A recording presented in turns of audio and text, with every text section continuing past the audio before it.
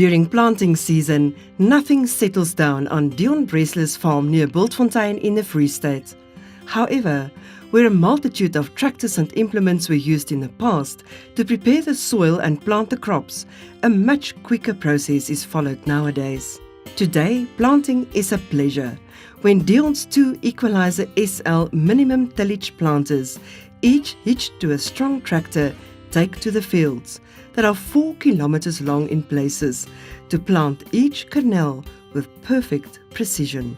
2 transfer wagons, modified to unload bulk fertilizer, stand ready to replenish the Equalizer's huge fertilizer tanks. Combined with the seed hoppers, each containing 70 litres or 3 bags of seed at a time, the planters can cover a vast stretch of land before replenishment.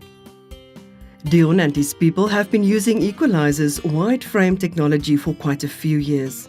First with other planter units, but after the development of Equalizer's own min-till planter units, they promptly seized the opportunity to go the complete Equalizer way, including the changeover to minimum tillage.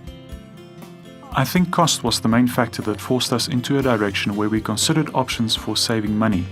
It was the main reason for our decision to implement this method of cultivation. Whereas Dion previously needed between 80 and 90 litres of fuel per hectare, he now uses less than 50 litres. His irrigated crops are produced according to a complete no-till system, but he admits that the sandy soil of the dry lands still requires a tine.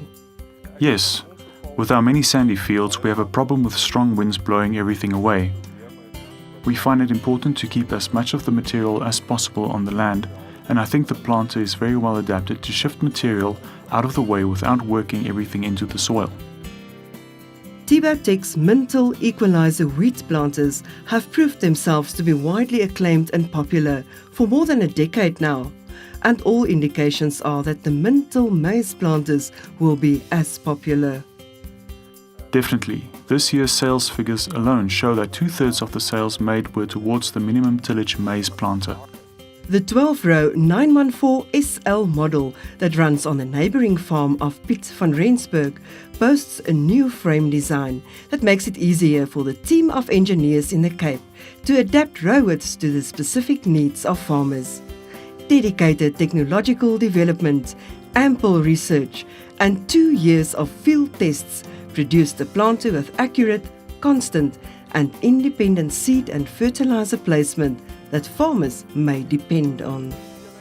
The basic design principle is that the planter's tine is mounted onto the parallel linkage concentrated on one row, which means that the unit's operation influences the tine's operation. Therefore, if the unit should be lifted from the soil, it will also lift the tine, thereby ensuring that the distance between the seed and fertilizer always remains constant. This is a unique design we have here. I am not aware of another unit that can do this with a tine cultivation. Is this the parallel you mean?